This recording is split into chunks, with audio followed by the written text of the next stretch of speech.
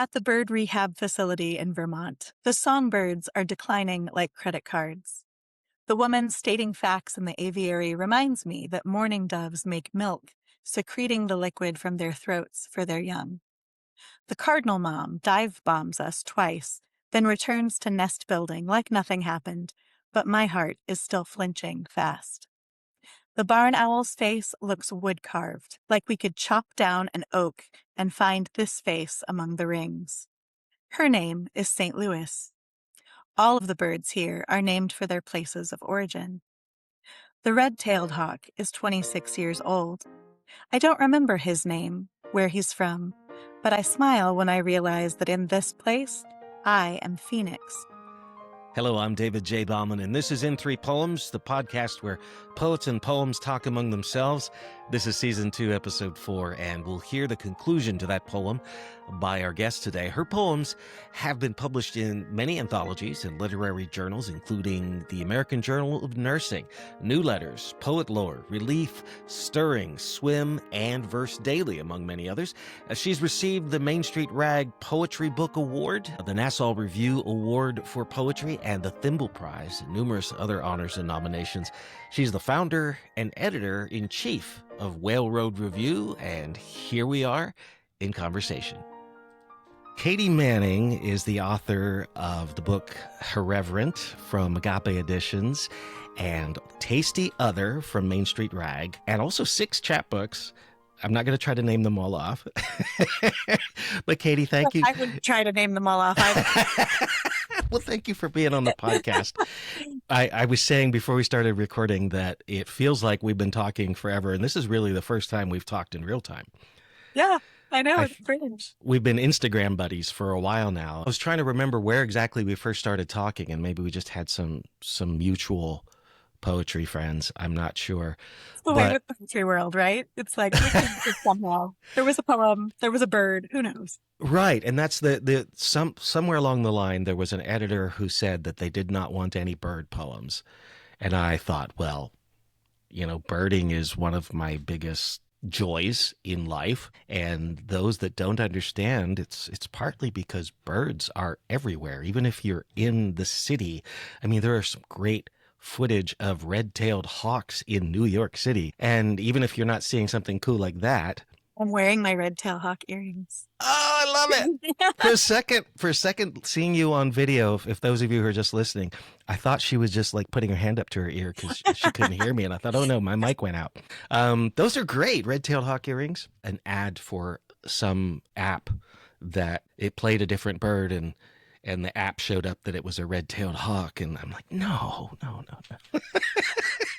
Yeah. And there's the common joke, too, about seeing TV shows that will show a turkey vulture circling or an eagle, and then it has a red-tailed hawk call. Yes. Because the red-tailed hawks has such a cool call. It has a better call, yeah. But our poems, our poems about birds, though, are always on the mark and scientifically well-researched, I'm sure. I try. I really do. I've been sitting and listening to bird calls, forever, trying to figure out, okay, what kind of bird was this that I was listening to and how old and, all that kind of stuff. Yeah, that is fun. But I was never really good at the songbirds. Back in the day when somebody loaned me their cassette, this is how old I am, Bezeet Bezeet and Bee Buzz Buzz started to sound the same because it was all one long cassette of, with the monotone voice saying, green-winged warbler or whatever.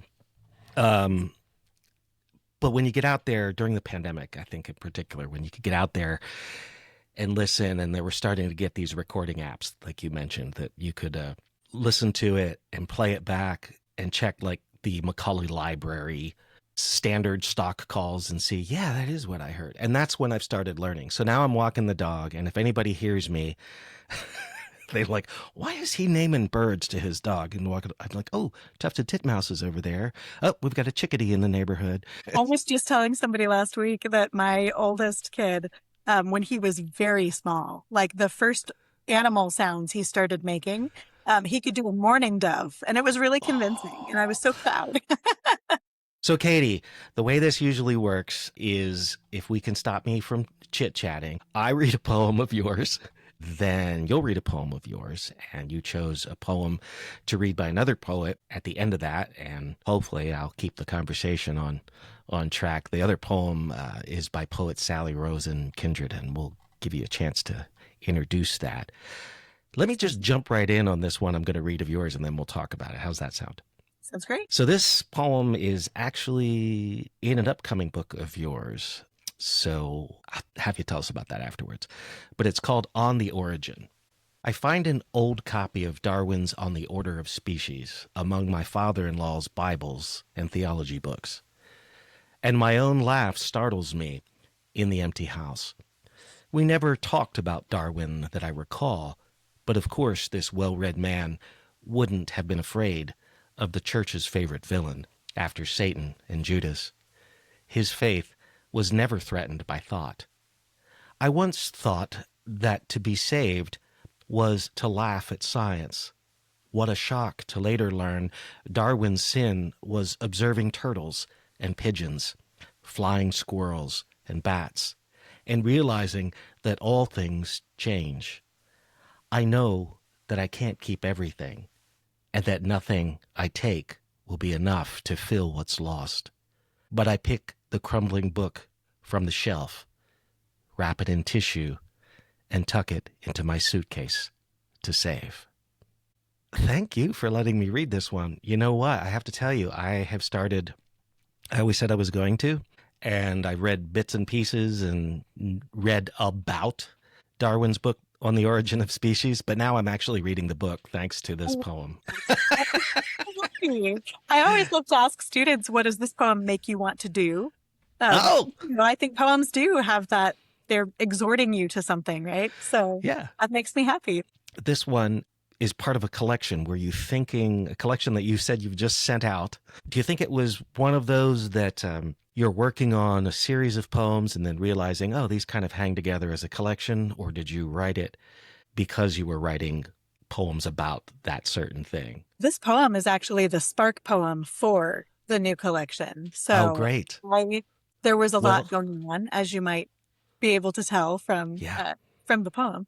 But it was the one that got me writing through the experience of very sudden and tragic loss of my parents-in-law, and processing that. And not even a year later, my spouse was diagnosed with cancer, and we went through surgery and chemo. And so it was a stretch of time that was just impossible. And that had me thinking a lot about what is comforting and what is the role of faith, and how people try to comfort you in ways that maybe aren't comforting. But what I found comforting was looking at, like watching a bronchoscopy, or looking at, x-rays, or watching animals, and, and thinking in these ways that got me, looking at nature or thinking about science. That was so comforting in a way that nothing else really was. The bird thing, of course, I relate to, but the actual x-rays, or watching how a surgery is done, you actually found that comforting, which is fascinating, right? You get into that is cool. Like, so my spouse, we're going to go fully in here. You ready? Oh, sure. So my spouse had testicular cancer, and the thing that fascinated me, and of course I wrote a poem about it, is that cancer, if it travels, it always travels up the same path that the testes descend in infancy. That's wild, right? Like that always, it's like they always know where to look. And I'm like, how many things in life can you even say that about? That this always does this thing? That's fascinating, right? It feels like you can almost get excited about that for a minute, and then you're like, wait, but that's actually cancer in my spouse's body. Yeah. But it takes you out of it for a minute. It allows you to marvel at something. And I'm thinking it probably feels a little bit like when you don't know what's wrong with you for a while, and then you have a diagnosis. That can be comforting. And I suppose maybe it's related to that at least there's a name to the thing. And there are procedures and things to do once you have that name. But maybe also gives you something to work with, some hope as well. Yeah. I mean, I think it can be all of that. It can be practically useful, or it can just be interesting and give Yeah. you a break from Yeah. the part that's heavy. Well said. So tell me about the collection then is going to be more like Hereverent. I remember there were plays on words with names. One of the poems, I think, that would have like an abbreviation of a Bible character's name, or Ba for sheep, things like that. So in this one, it's more about the loss and about science as part of the journey too, to understanding things, maybe? I think that's kind of when I describe it to people, as I suppose I should do for you now. You don't have to. You don't have to. I can. I think that the root of it is writing through grief and loss Yeah. and sort of interacting. I think of it as kind of in conversation with Darwin, but also just Yeah. expanding out from there and looking at the world and processing grief in this way of sort of, Yeah. animal observation, questioning, all of that kind of wrapped up together. But I think there's also, I cannot get away from being playful, I think, but like I think of writing poetry as play, like we're going to Yeah. play with some language now. So I don't think it's a collection that is heavy necessarily. I mean, it deals with Gotcha. heavy things, but I hope that, the poems are using language in a way and are interacting with interesting things in a way that leads people through. And I don't think it'll leave people feeling hopeless. So No, I'm sure not. But yes, that's something that you're very good at. And I think it also comes out in the next poem that you're going to read. Before we get to the next poem, I wanted to talk a little bit about, I came out of a very evangelical religious background. When a lot of people think about the whole, it's one or the other. It's either evolution or creation, and I didn't grow up in a church where, yeah, both of those things are true. I don't know, was your background, there were bits of it in here where you talked about Darwin, say, being up there with Satan or Judas. yes, that was how I understood. Oh, absolutely.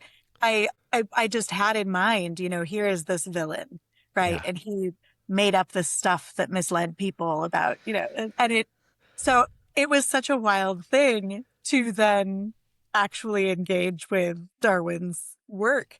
Yeah. I mean, I had gotten past that by the time that I was reading him, but I had never actually read his writing. Like you said, I had read about it, Right. but to actually engage with, well, what were his ideas, and to sort of just be so just surprised and amused, I guess, if I can take some amusement from that would be offensive to people. Yeah. That seeing, the things that would make me marvel are Yeah. things that are threatening to other people. Right. That's wild, right? Yeah. Yeah. And that's a conversation I've had with people before too, that, I say I hesitate to use. For me, I tend to just say, well, I'm not really a believer, because I don't like the term atheist, because I don't like to define myself by something I'm not. That seems unfair. But to say humanist feels limiting, especially when I'm so interested in ecology and birds and ecosystems and how we're all actually part of nature. And I have this drive in me that feels like a lot of our problems in modern times have come from maybe the themes that we were taught about when I was in middle school, where you're reading Jack London. It's man against nature, and I've become a little more Taoist about things. Then it's not necessarily man against nature. It's one natural creature, man, figuring out how to deal and survive in nature that he has, Acknowledge that we're part of nature. Yeah. Yeah. And so that's kind of fun. And I tell people, I said, it doesn't mean that I can't wonder and be in awe of things. I said, I certainly am. And that feels spiritual. And however you I want think, to define that. yeah, I mean, I think sometimes we're very obsessed with labels in ways that Right. maybe we don't need to be. Because I think, I have preached at my church before, which is very strange to me, but I have. And I get asked to do this maybe once a year, So I feel like anytime I do this, I end up talking about Keats' negative capability. Oh yeah. So this is how I approach scripture. It's how I approach, life, that I have come to a place where I have to be comfortable sitting with the questions. Yeah. That it's not that everything is a riddle to be solved. Sometimes you Mhm. have to just stay with the questions. And I think that's okay. And I think that's something that we don't necessarily need to be threatened by. Yeah. Yeah. Agreed. And so, as this next poem's title will tell us, you actually did a little volunteering at a bird rehab facility? I wasn't volunteering. I attended, this is so delightfully dorky and I love it. Oh, great. Sarah Ann Wynn runs Poet Camp, and she does all sorts of different workshops and things. And so one of the things that she organized a few summers ago was an Emily Dickinson themed poet camp. And so we Oh, went for a week, and we went to, her house, and we went to the library that houses her, a lot of her written work. yeah. And we went and did, just kind of a couple other things that seemed like in the spirit of Emily. And so one of those was to go to the VINS, Vermont Institute of Natural Science, I believe is the acronym. But they have a bird rehab program there. And so we just got to go and enjoy and look at the birds. And we did kind of a educational chat, and they, showed us some different birds, and it was Very amazing. cool. It Well, was she definitely has,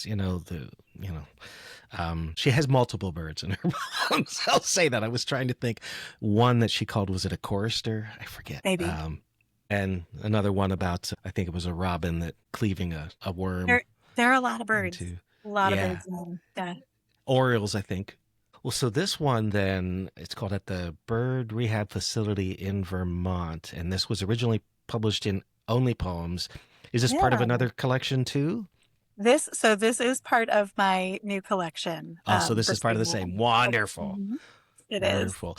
So when we know who the lucky publisher is that will get to publish it, let me know, and we'll put links out there on social media at that time so people Oh, can thank you. order and stuff. Yeah, I just sent it out to 2 places for the first time, finished editing it a couple weeks Woohoo! ago.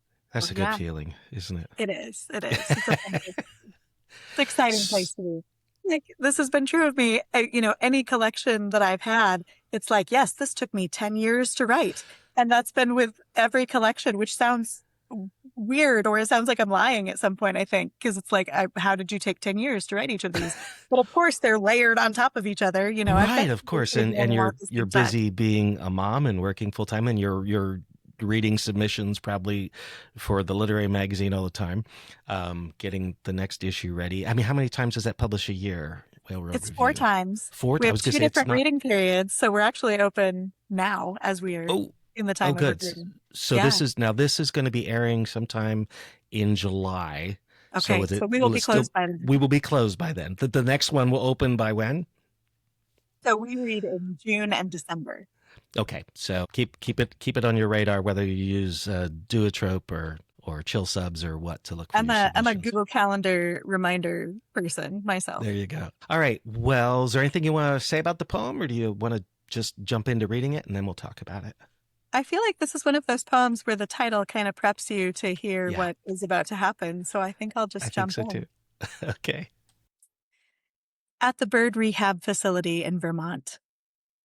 The songbirds are declining like credit cards. The woman stating facts in the aviary reminds me that mourning doves make milk, secreting the liquid from their throats for their young. The cardinal mom dive bombs us twice, then returns to nest building like nothing happened, but my heart is still flinching fast. The barn owl's face looks wood carved, like we could chop down an oak and find this face among the rings. Her name is St. Louis. All of the birds here are named for their places of origin. The red-tailed hawk is 26 years old. I don't remember his name, where he's from, but I smile when I realize that in this place, I am Phoenix, also bird. And as all the birds here know, we're never just the same when we put our hollow bones together again.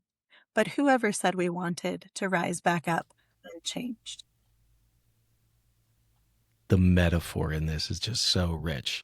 Thank you. The multiple metaphors. Declining, you had me at declining like credit cards.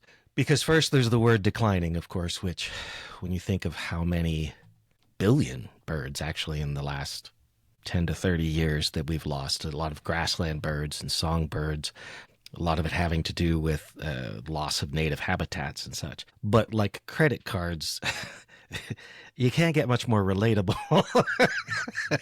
than that. And this is one of those poems that I don't necessarily feel like it wrote itself, but it was like I didn't know where we were going.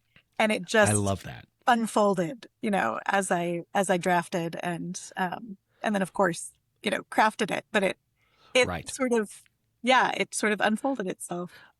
Starting with declining like credit cards, that was one of those things where I went, oh, that's weird. I was like, oh, we'll see where it goes. I was not, and I feel like I've learned to let myself be weird. And, it doesn't always stay, but but sometimes it does. It takes it from you as a human, and as the poem gets deeper into the birds, because then you move on to the milk in the. Here's a weird fact you didn't know that a mourning dove produces milk drunk through the throat. Not just that, like a lot of birds will regurgitate the baby's food. And you, I think, know more about this one than what I do. I didn't really think about this, I think, until I read this poem and I looked at it. I'm like, oh, yeah, that's true. You say in the poem that she reminds me because I did know that fact at some point because I love mourning doves. Yeah. And it was like, hearing it again, I just hadn't thought about it in a long time. I went, what? How weird is that? That's so weird. And usually the birds that I've gotten dive bombed from the most are the robins around our neighborhood. If they choose to put especially a nest like over the light near the door or something, and then you have to use another door for a while. But cardinals almost as big as a robin. That cardinal mom, yeah, she was like, I'm coming for your heads. Stay away from my nest. Yeah. So you go from your personal experience, and you're getting deeper and deeper into the things happening with the birds and learning about the way they feed and protect their young. And then I love the wood carved appearance of the barn owl. They do have that sort of, and usually most barn owls that people have seen are either a painting or some sort of carving or something. It does have that. It does have that look. So I think that's a wonderful description. I love the find the face among the rings. And then when you go to the places, the metaphor goes a bit deeper, because I think I felt like you're going internally to the outward and then back to the internal by the end of the poem, when you realize you come from Phoenix. It was such a lovely thing to stumble into, to have that thought. That's delightful. Mm-hmm. A lot of people don't think about, I think of the Phoenix story just, one cycle, when really it's an over and over thing. Yes. It burns down to ash and then is reborn again, and burns down to ash and then is reborn again. And it's over and over sort of thing. And so that line, whoever said we wanted to rise back up unchanged, is like an acceptance, a recognition and acceptance of things as you go. It's a lovely poem. Yeah. And not just because it has birds. I appreciate that. I suppose we could have found some kind of mammal for that editor to write this about. But we work with what we have. And it's hard not to, once you start noticing birds. Yes, I know. You can't turn it off. They're amazing. There's actually a poem that is coming out in the next issue of Whale Road Review that is about your spark bird. You're going to love this poem. Well, I don't know if I ever told you that mine is actually a red-tailed hawk, was my spark bird. I love that. I feel similarly. Like I always noticed birds, but I almost feel like every place I've lived, there's a different spark bird. Like I don't set it to, certainly until I was, well into my PhD program, it wasn't like I was, I'm going to go watch the birds. It was like some bird would catch my eye and startle me. And I'd be like, well, what is that? Like, I have to go find this thing and, figure out what's going on. For me, I think I was paying attention. I used to watch hummingbirds with my grandparents. So I was attuned to the little birds. And then when I went to Louisiana for the first time, it was about a year after Hurricane Katrina, and we went with a youth group and we're like gutting a house and, trying to be useful in some way. And one of the things that we did while we were there was a swamp tour. So we're in this boat and going through the swamp and, it's all kind of dark and moody and water and trees everywhere. And I looked across the water and there was this giant white bird. And I had Yeah. never seen a great egret before. And it was like, I just was like, what is that? Like, it Yeah. looks like some kind of prehistoric creature that's just standing over there. And it's so shockingly white in the midst Yeah. of all the green and, brown. And like, it startled me. So like, I mean, in the best way, right? It just shocked Yeah. me to see this bird. So that's definitely one of my spark birds. Yeah.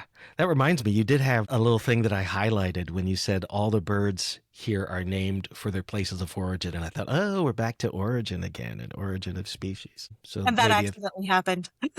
I love when I themes play.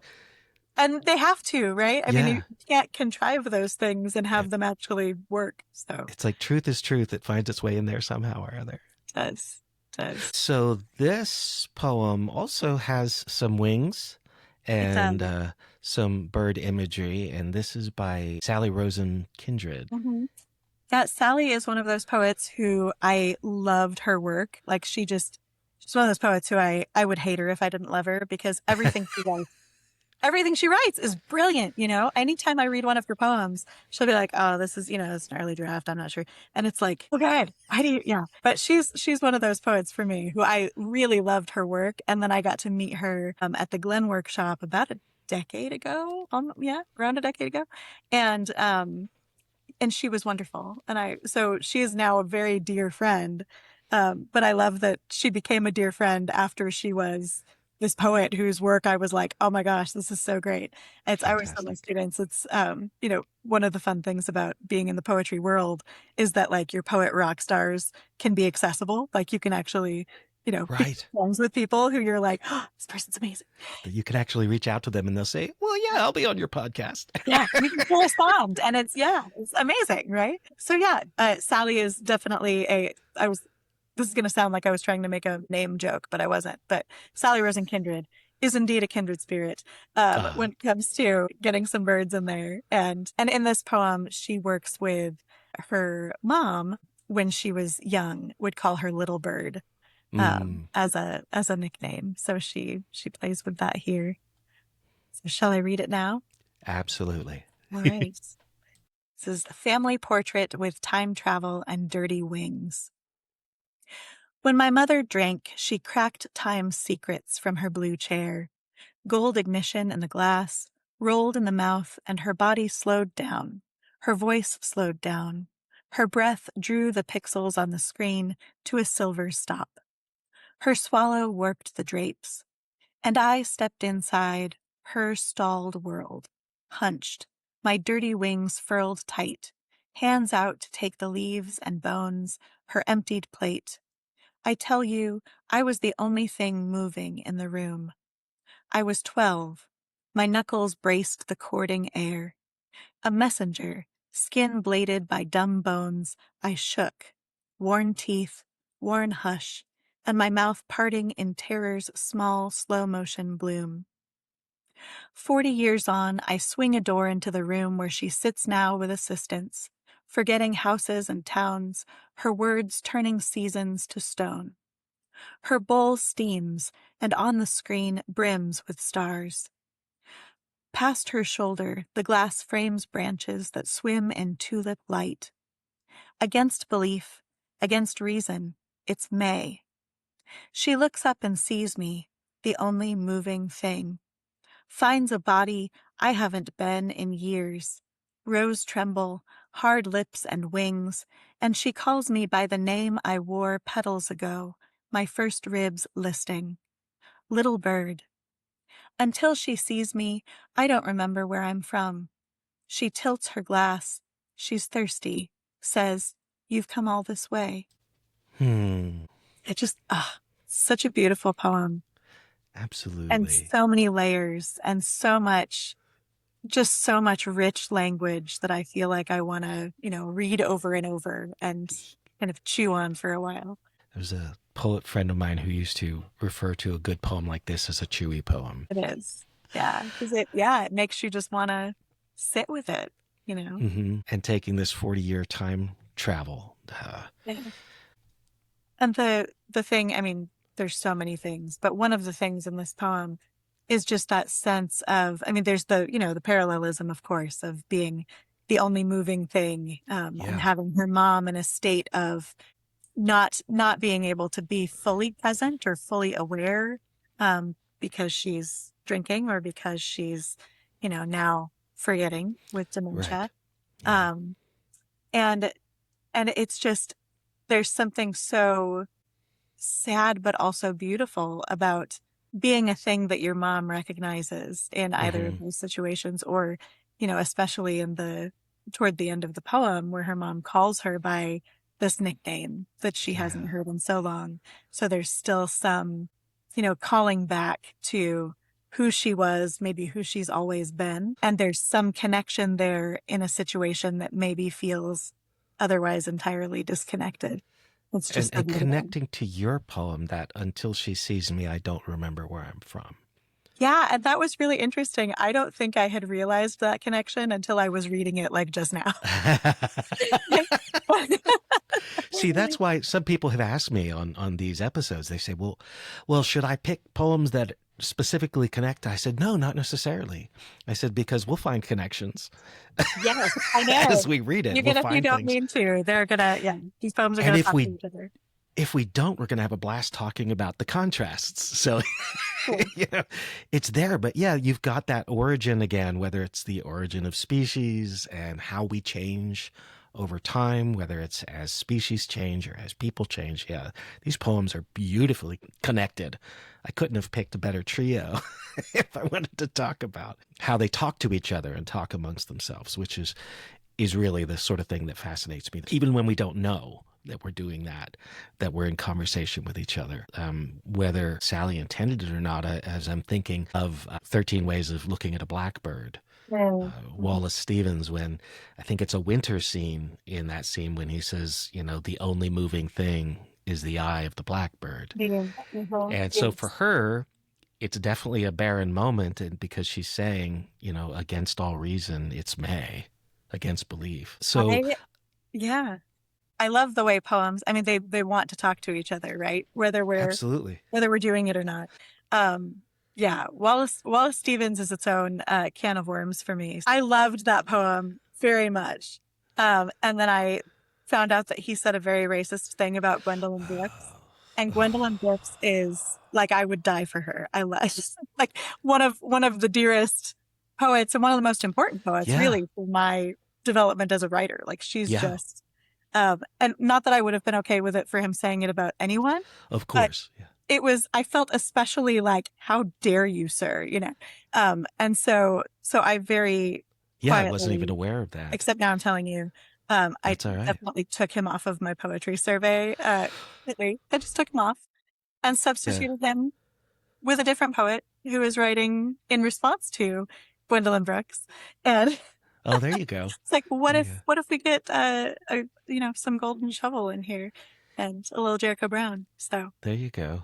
Oh, Jericho Brown is lovely. Which you can totally cut this if you don't want to talk about this in the podcast, but that's No. the thing that I get fiery about. I was literally just talking to somebody about this about a week ago.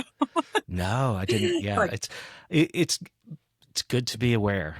And sometimes it feels awful to be aware. Well, sometimes, when they say not to meet your own heroes, I suppose. It's important, I think, to discuss those things too. When I talk about Edgar Allan Poe, that's hard, because when part of me loves him, part of me wants to backhand him when he says in, which one of his essays was it, when he talked about the greatest theme in poetry being the death of a beautiful woman. The beautiful woman. I've shown that to my students before, just that excerpt. So, yeah. He's, And this is something that fascinates me, which might be an entire tangent, but I know we could probably connect it right back somehow, because this is what we do, right? I bet we can. I'm fascinated by, it's not like I try to cut some writers off and keep some writers in, like, I'm not doing a conscious judgment all the time. So like Ernest Hemingway, I think, is awful. Yeah. And yet I love his writing, and I can read his writing and sort of separate it. I mean, obviously I told you I took him off my syllabus, and I do mention this to students with some frequency. For me, it's something that I think about a lot because Yeah. I'm talking with students about these things all the time. And I'm just fascinated by what art can I still engage with and enjoy without feeling that sort of, I don't even want to look at this anymore. Right. And I don't have a simple answer for it. Again, maybe that's one of those things where the questions are more important than the answers. I don't know. I think that is absolutely true. Good job. You connected that. Oh, thanks. But then on the flip side, you've got Walt Whitman. I love Uncle Walt, but I also am very embarrassed by Uncle Walt at times. There was Oscar Wilde on his American tour, and I found an article a few years back that had quoted witnesses and their writings that apparently the two met. I was just reading this probably a month or two ago. And kissed. I'm maybe so not. So sometimes your heroes meeting each other can be better than you expected. It's so funny. I really was just for the first time reading something about that like a month or two ago. Maybe the poets are like the birds in that way. They're either battling for territory or, predator versus prey, or they're nesting together. Nesting together, mating calls and all of that. I don't know. Doing fabulous dances. Yeah. Oh, there we go. Well, thanks for joining In 300 Birds today. Thank you. Thank you for having me. This is delightful. Thank you. It was so much fun. I really appreciate you joining me on the podcast. I will put links, though, because your book, Hereverent, is still available. It is. And I'll put your website link, things like that, there in the show notes. And give Katie some love, buy some books, and we will see you next time. Thank you for joining me, Katie. It was so much fun. Thanks. Thank you very much. I'm David J. Bauman for In 3 Poems. We've gotten a preview of an upcoming collection from Katie Manning. You can find all of her books on her website. Just click on Books on the menu and you'll see the whole lineup. Oh, and our new music, our theme music that we're hearing right now is courtesy of my brilliant husband, Brian P. Kelly. Thank you, Brian. You are the best. In 3 Poems, episode 4 of season 2 comes your way next week with poet and immigration scholar Maylin Hong. We're going to talk to her about her book, Continental Drift, that was just released at the beginning of this month. You can find us on your favorite podcast platforms. And if you like what you hear, you can hit text the show to send us a voice or text message and follow us for more In 3 Poems.